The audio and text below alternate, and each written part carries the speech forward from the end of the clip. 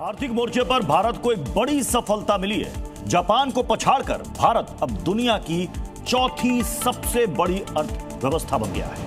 India has become the fourth largest economy in the world, overtaking Japan. सबसे पहले तो आप सभी को कॉन्ग्रेचुलेशंस, इंडिया वर्ल्ड की फोर्थ लार्जेस्ट इकोनॉमी बन चुकी है। आप सारे के सारे अमीर बन चुके हो। क्या नहीं? क्या अभी भी ईएमआई कटने की मैसेज आपकी पेमेंट आने की मैसेज से पहले आ जाती है? Already told you. What you told? I have already told you my financial condition. For that one day, I also offered you the settlement, whatever coming under the bank terms and conditions. Beyond the bank terms and conditions, I cannot give you the offer less settlement. Who is harassing? Who is asking EMI harassment for you? क्या अभी भी आप अपने बच्चों के tuition और school की fees देने में हिचकिचाते और हालत खराब हो जाती है? एक ऐसा गिरोह बन गया है ये, जिसमें आप समझ नहीं सकते कि ये मतलब अभिनव जी हवा में से पैसे बना रहे हैं स्कूल वाले। क्या अभी भी मंथ के एंड तक आपके पॉकेट में पैसे तक नहीं बचते सेविंग्स करने के लिए? अब 11 फैमिली हम लोग हैं, तो 200-300 का जो राशन लाएगा तो एक ही दिन में 200-300-400 तो एक दिन में खर्चा हो जाएगा। बट अनफॉर्चुनेटली यही सच्चाई है। इंडिया एक ऐसी जगह है जहाँ एक इंडिया के दो चेहरे हैं। एक ऐसी जगह जहाँ दुनिया का सबसे एक्सपेंसिव पर्सनल हाउस यानी अंबानीज का एंटीलिया मौजूद है। A building named Antilia, the most sought-after house in the heart of Mumbai, and probably the most expensive house in the world. वहीं दूसरी तरफ दुनिया का सबसे बड़ा स्लम यानी कि धारावी भी उसी देश और उसी शहर में मौजूद है। अब हम मुंबई में हैं और मुंबई में भी हम एशिया के सबसे बड़े स्लम धारावी में हैं। अब एक ऐसा शहर है जो अपनी शादियों में 5,000 करोड़ तक खर्च कर देते हैं। रिपोर्ट्स की माने तो अनंत राधिका की वेडिंग पर मुकेश अंबानी ने लगभग 5,000 करोड़ रुपए का खर्च किया। वही दूसरा चेहरा जिन्हें ये तक नहीं पता होता कि उनके नसीब में आज रात का खाना लिखा है या फिर नहीं। कोई भूखे पेट नहीं सोएगा, नहीं चूहा खाएगा।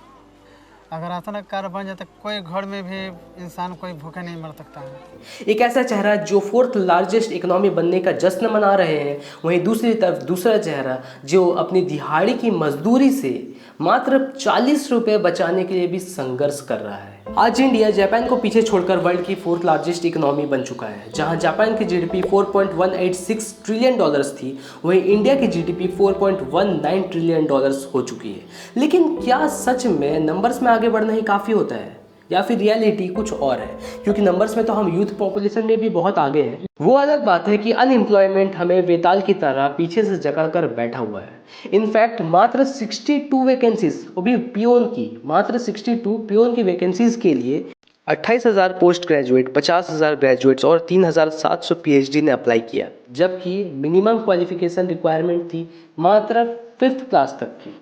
तो वहीं अगर हम इंटरनेट यूज़र्स की बात करें तो इंटरनेट यूज़र्स में भी इंडिया 2nd नंबर पे रैंक करता है, यानी चाइना से बस नीचे है। तो यहाँ पर यूथ पॉपुलेशन में इंडिया सबसे आगे है। इनफैक्ट अनएम्प्लॉयमेंट में भी अच्छी खासी रैंकिंग रखता है और इंटरनेट यूज़र्स में भी 2nd नंबर पे रैंक करता है। तो यहाँ पर आप कॉन्सेप्ट समझ रहे हो, हमारा जो यूथ है वो बिग बॉस और इंटरनेट में रील्स में मुजरा देखने में ज़्यादा व्यस्त है। वहीं जहाँ जीडीपी का नंबर बढ़ता जा रहा है लेकिन थालियों में से रोटियाँ कम होती जा रही हैं, वहीं जहां अमीर और अमीर होता जा रहा है लेकिन गरीब और गरीब होता जा रहा है। तो सवाल यह आता है कि ये जो जीडीपी का जो ग्रोथ है ये देश के लिए है या फिर सिर्फ न्यूज़पेपर और उसकी हेडलाइंस के लिए है? ये समझना थोड़ा मुश्किल है और आज का यही सवाल है।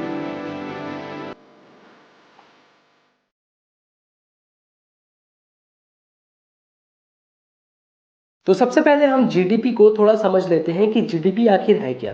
तो सिंपल शब्दों में अगर बताऊं तो जीडीपी का फुल फॉर्म होता है ग्रॉस डोमेस्टिक प्रोडक्ट्स, यानी कि एक साल में एक कंट्री की टोटल अर्निंग कितनी होती है, मतलब कि एक साल में उस देश में कितने प्रोडक्शन किए गए हैं, कितने सर्विसेज दी गई हैं, ओवरऑल कितने पैसे कमाए हैं उस देश ने, चाहे वो कार मैन्युफैक्चरिंग से आए या मोबाइल मैन्युफैक्चरिंग या फिर इनफैक्ट हेयर कट से ही क्यों ना आए, क्योंकि सारे के सारे जीडीपी में इन्वॉल्व होते हैं। तो बेसिकली अगर जीडीपी ग्रो करता है तो इसका मतलब हमारी इकोनॉमी ग्रो कर रही है, लोगों के पास पैसे आ रहे हैं, लोग ज़्यादा कमा पा रहे हैं और लोग ज़्यादा खरीद पा रहे हैं। तो इस स्टेटमेंट से हम ये बोल सकते हैं कि जीडीपी बस एक नंबर नहीं है बल्कि एक थर्मोमीटर है, एक थर्मोमीटर जो हमें हमारे देश की हालात और हेल्थ बताता है कि कितनी हेल्थ ख़राब चल रही है या कितनी अच्छी चल रही है।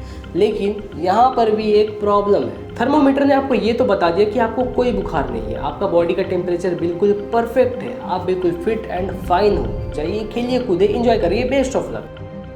लेकिन यहाँ पर थर्मोमीटर आपको ये नहीं बता पा रहा है कि आपको डायबिटीज़ भी है, यानी आपको मीठा खाने से रोका जा रहा है, आपको अपनी इच्छाओं को पूरा करने से रोका जा रहा है।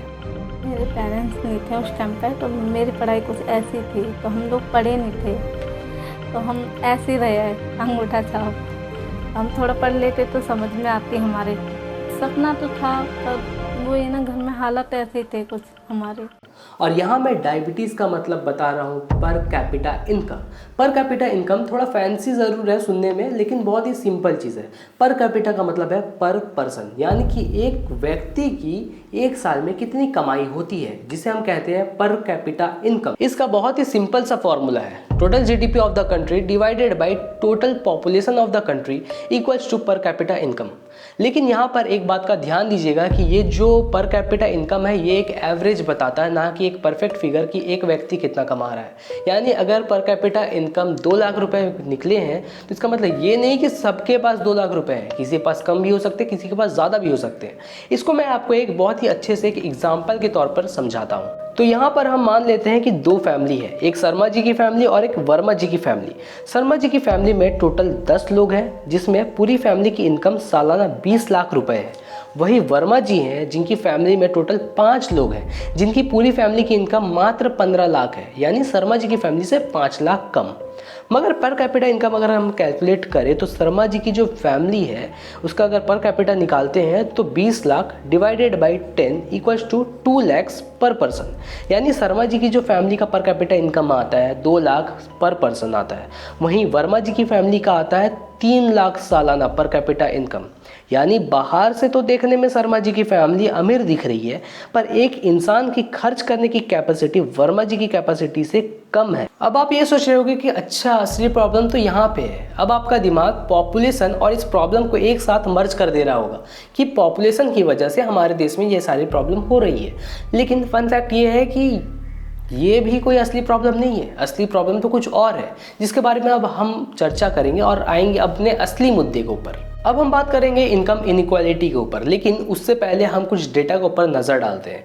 ये है 2025 का IMF का डेटा, जिसके हिसाब से इंडिया की पर कैपिटा इनकम $2.88,000 पर एनम है, मतलब 2,45,986.49 रुपीज़, जो मंथली बनता है 20,498.87 रुपीज़। दुनिया में टोटल 195 कंट्रीज़ है और इस पर कैपिटा इनकम की रेस में इंडिया 143rd पोजीशन में रैंक कर रहा है, जो कि इतनी बड़ी कंट्री के लिए और इतनी बड़ी पॉपुलेशन के लिए बहुत ही ख़राब है। तो वहीं अगर हम जापान की पर कैपिटा इनकम की बात करें तो वो $33,96,000 पर एनम की लेके चलता है, जो ऑलमोस्ट इंडिया से 11.79 टाइम्स ज़्यादा है। USA जो टॉप में है वो $89,11,000, जर्मनी $55,91,000। अगर आप सोच रहे हो कि ये पॉपुलेशन की वजह से है तो चाइना, जिसकी पॉपुलेशन इंडिया से आसपास है, तो उसकी $13,69,000 है, अराउंड 4.75 टाइम्स ज़्यादा है इंडिया से। तो आखिर इसमें प्रॉब्लम क्या है? तो आपको शायद याद होगा मैंने एक वर्ड का इस्तेमाल किया था, इनकम इनइक्वालिटी, और यहीं पे है सारी की सारी प्रॉब्लम। ऑक्सफैम इंटरनेशनल की इस रिपोर्ट को ध्यान से देखिएगा। ऑक्सफैम इंटरनेशनल के हिसाब से इंडिया के जो टॉप 1% के लोग हैं वो पूरी वेल्थ के 40.6% वेल्थ होल्ड करते हैं।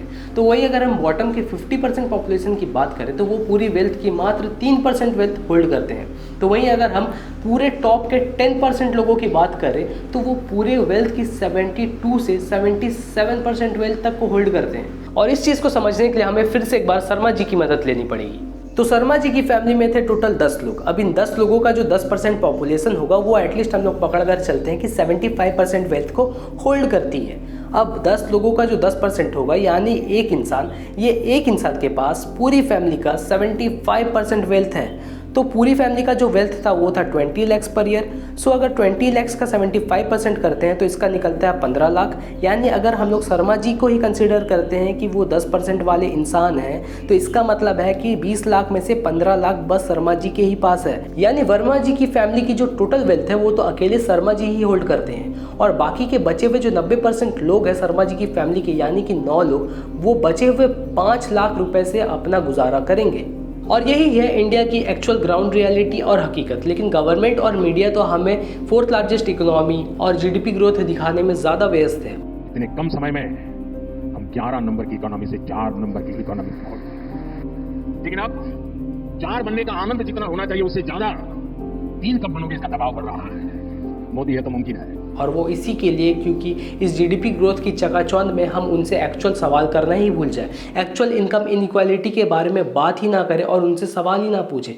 इनकम इनइक्वालिटी की तो फिर भी बात छोड़िए, अगर हम डेली मिनिमम वेजेस यानी कि एक इंसान को काम करने पर कम से कम कितने रुपए मिलने चाहिए उसकी बात अगर करें तो वहाँ तो हालत और भी ज़्यादा ख़राब है।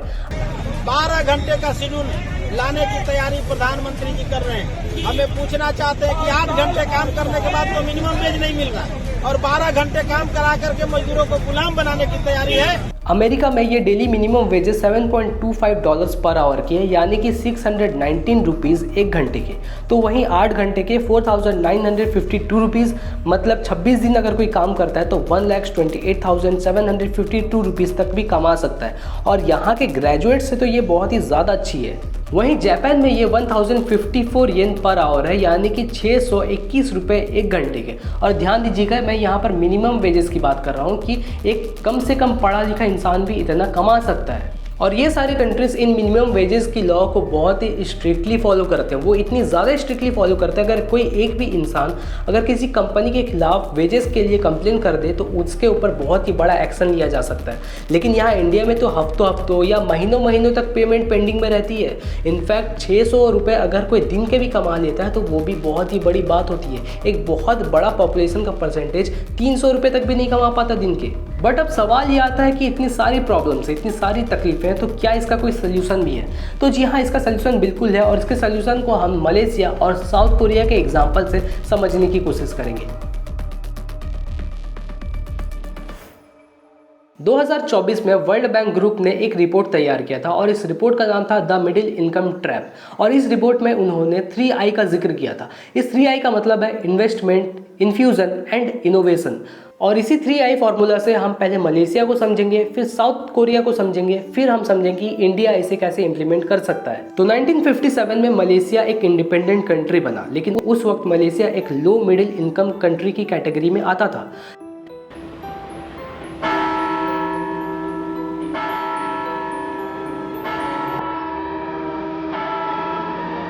लेकिन 3I के रूल के हिसाब से अगर आप लो मिडिल इनकम कंट्री की कैटेगरी में आते हो तो आपको जो सबसे पहला स्टेप है वो लेना पड़ेगा इन्वेस्टमेंट का। और मलेशिया ने बिल्कुल ऐसा ही किया। Malaysia went full in. उन्होंने एजुकेशन, इंफ्रास्ट्रक्चर, सर्विसेज, इन सारे के ऊपर बहुत ज़्यादा ध्यान दिया और दबा कर इन्वेस्टमेंट करना चालू कर दिए। इससे उन्हें बहुत ही ज़्यादा बेनिफिट भी हुआ। इन सारे बड़े बड़े बिल्डिंग्स, हाईवेज, पढ़े लिखे लोग, ग्रेजुएट्स, इंजीनियर्स, इन सभी को देखकर जो बाहर की जो फॉरेन इन्वेस्टमेंट थी ये बहुत ही ज़्यादा मलेशिया की तरफ अट्रैक्ट होने लगी।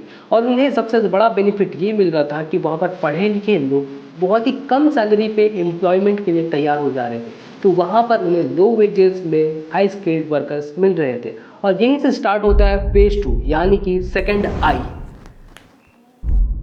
इन्फ्यूजन।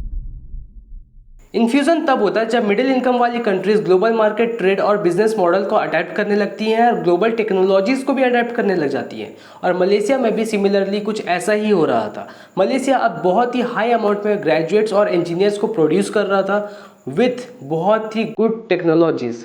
और यहाँ पर सबसे मेन बात थी कि मलेशिया में लेबर कॉस्ट बहुत ही लो थी, जो कि फॉरेन डायरेक्ट इन्वेस्टमेंट को बहुत ही ज़्यादा आकर्षित करने लगी थी। अब मलेशिया में इलेक्ट्रिकल और इलेक्ट्रॉनिक्स की बहुत ही बड़ी बड़ी कंपनीज जैसे नेशनल सेमीकंडक्टर्स, इंटेल, बोश जैसी कंपनीज ने इन्वेस्ट करना चालू कर दिया था। अब वो वहाँ पर बहुत ही बड़े बड़े मैन्युफैक्चरिंग यूनिट्स भी लगा चुके थे, जहाँ पर मलेशिया के लोग बहुत ही अच्छी तरीके से काम भी कर रहे थे। यहाँ पर 3i का जो सेकेंड फेज है यानी कि 2i बहुत ही बेहतरीन तरीके से काम भी कर रहा था। लेकिन तभी यहाँ पर मलेशिया से हो जाती है एक गलती। अब मलेशिया का एजुकेशन सिस्टम पूरी तरह से फोकस करने लगा था इन्हीं सारी कंपनीज के ऊपर कि जैसे तैसे बच्चे पढ़ लिख कर इन सारी कंपनीज में जॉब करने चले जाए। और इन सारी घटनाओं के दौरान इस रेस में एंटर करते हैं वियतनाम, थाईलैंड और इंडोनेशिया जैसी कंट्रीज। अब वो कहते हैं ना कि किसी की नज़रों में आपकी वैल्यू तब तक है जब तक आप उन्हें फ़ायदा दे रहे हो, और यही चीज़ हुआ मलेशिया के साथ। अब थाईलैंड, इंडोनेशिया जैसी कंट्रीज़ बहुत ही लो वेजेस में, इनफैक्ट मलेशिया से भी लो वेजेस में एम्प्लॉयमेंट सप्लाई करने लगी। अब वहाँ पे भी बहुत ही हाई अमाउंट ऑफ ग्रेजुएट्स और इंजीनियर्स प्रोड्यूस होने लगे थे। अब मलेशिया इन सारी कंपनीज़ के साथ बहुत ही पहले से काम कर रहा था, तो मलेशिया ने ये सोचा क्यों ना हम अपनी सैलरी स्ट्रक्चर को थोड़ा डेवलप करें। तो मलेशिया पहुँचा इन सारी कंपनीज़ के पास कि हमारी सैलरीज थोड़ी बढ़ा कर दो। लेकिन प्रॉब्लम ये हुई थी कि मलेशिया अपने आप को बिना डेवलप किए, अपने बच्चों को बिना नए स्किल्स सिखाए ये सारी सैलरी हाइक की डिमांड करने लगा। लेकिन वहीं दूसरी तरफ जो दूसरी कंट्रीज थी वो सेम वैल्यूज, सेम इन्वायरमेंट और सेम स्किल्स प्रोवाइड कर रही थी, लेकिन लो वेजेस में। तो यही सारी चीज़ कंपनीज को दूसरी कंट्रीज़ की बेहतर लगी और वो धीरे धीरे दूसरी कंट्रीज़ की तरफ इंटरेस्ट बढ़ाने लगे। और यहीं पर मलेशिया से हुई बहुत ही बड़ी गलती, क्योंकि वो 3i के जो लास्ट रूल है उससे फॉलो नहीं किए, जो कि था इनोवेशन। अब इसका ये नतीजा निकला कि वहाँ पर अनएम्प्लॉयमेंट बहुत ही हाई रेट में बढ़ने लगी। वहाँ पर इंजीनियर्स और ग्रेजुएट्स तो थे, लेकिन वहाँ पर इंजीनियर्स और ग्रेजुएट्स की लेवल की जॉब नहीं थी, जिसके कारण ग्रेजुएट्स और इंजीनियर्स को कॉल सेंटर में और वहाँ के डिलीवरी बॉय जैसे कामों में जाना पड़ा। वहीं दूसरी तरफ आती है साउथ कोरिया। ये एक ऐसी कंट्री थी कि 1960 में ये one of the most poorest country में आती थी। इनफैक्ट मलेशिया भी इससे ज़्यादा अमीर हुआ करता था, लेकिन साउथ कोरिया के पास था एक विज़न। इनका बहुत ही सिंपल सा प्लान था कि फर्स्ट जनरेशन हमारा काम करेगा, सेकंड जनरेशन पढ़ाई करेगा और थर्ड जनरेशन इन्वेंट करेगा। एक प्रॉपर 3i रूल। इन्होंने भी वो सारे हथकंडे अपनाए जिस तरह मलेशिया ने किया था, लेकिन उन्होंने जो 3i का जो सिस्टम था वो बहुत ही बखूबी निभाया था। जहां मलेशिया इस मिडिल इनकम ट्रैप में फंस चुका था, वहीं साउथ कोरिया अपने आप को इस ट्रैप से बाहर निकालने के लिए और खुद को डेवलप करने की कोशिश कर रहा था। जहां 1970s से 1980s तक साउथ कोरिया जापान के टेलीविज़न को असेंबल कर रहा था, 1990s आते आते तक इसी असेंबली से सीखकर उसने खुद के चिपसेट, खुद के मोबाइल फ़ोन्स और खुद के टेलीविज़न के स्क्रीन्स डेवलप करने चालू कर दिए थे। और इसका नतीजा ये निकला कि डिस्प्ले के मामले में सैमसंग आज का किंग है। इनफैक्ट एप्पल की भी जो स्क्रीन बनती है वो भी सैमसंग ही मैन्युफैक्चर करके देती। और ये थी मलेशिया और कोरिया की कहानी। और यहाँ पर मलेशिया का हाल आपको कुछ इंडिया जैसा नहीं लगा? और यहाँ का तो एजुकेशन सिस्टम के बारे में क्या ही कहना, इसके ऊपर तो प्रॉपर एक वीडियो बनाई जा सकती है। लेकिन इससे हमें बहुत कुछ सीखने को मिलता है। इनफैक्ट हमारा जो मेड इन इंडिया है वो एक्चुअल में मेड इन इंडिया नहीं बल्कि असेंबल्ड इन इंडिया है। हमें इस 3i कॉन्सेप्ट को बहुत ही स्ट्रिक्टली फॉलो करना पड़ेगा ताकि हमारा देश भी एक अच्छी लेवल पर ग्रो कर सके। हमें मेड इन इंडिया को एक्चुअल में मेड इन इंडिया बनाना पड़ेगा, और वो तब होगा जब हम यहाँ के एजुकेशन सिस्टम पे सुधार लाएंगे। ना कि बच्चे बस जा रहे, कॉलेज जा रहे, स्कूल जा रहे, वहाँ पर बस अपने असाइनमेंट कंप्लीट कर रहे, बस अटेंडेंस कंप्लीट कर रहे, बस आ जा रहे, या फिर डिग्री ले रहे, प्रॉब्लम खत्म। हमें यहाँ पर प्रॉब्लम और प्योर कोर प्रॉब्लम्स पे ध्यान देना पड़ेगा, जिसकी वजह से हम यहाँ पर अपने इन्वेंशन पे ध्यान दे सकते हैं, यहाँ की क्वालिटी ऑफ एजुकेशन पे ध्यान दे सकते हैं। हमें इन सारी चीज़ों को करना पड़ेगा ताकि हमारा देश भी उसी तरक्की से ग्रो कर पाए। खैर आज के लिए बस इतना ही। आज का वीडियो हम यहीं पर समाप्त करते हैं। और अगर आपको मेरी आज की ये वीडियो पसंद आई है तो इस वीडियो को लाइक करिए और नीचे कमेंट करके ये ज़रूर बताइएगा कि आपको ये वीडियो कैसी लगी, क्योंकि एक वीडियो को बनाने में बहुत ही ज़्यादा मेहनत लगती है। आपकी फीडबैक से ही मैं समझ पाऊँगा कि मेरी वीडियो सही बन रही है या फिर गलत, या फिर मुझे किस चीज़ की और सुधार करने की ज़रूरत है। खैर आज की वीडियो यहीं पर समाप्त करते हैं और मैं आपसे मिलता हूँ सवाल की अगली वीडियो में। तब तक हंसते रहिए, मुस्कुराते रहिए और पूछते रहिए सवाल, क्योंकि खामोशी बदलाव नहीं लाती। जय हिंद।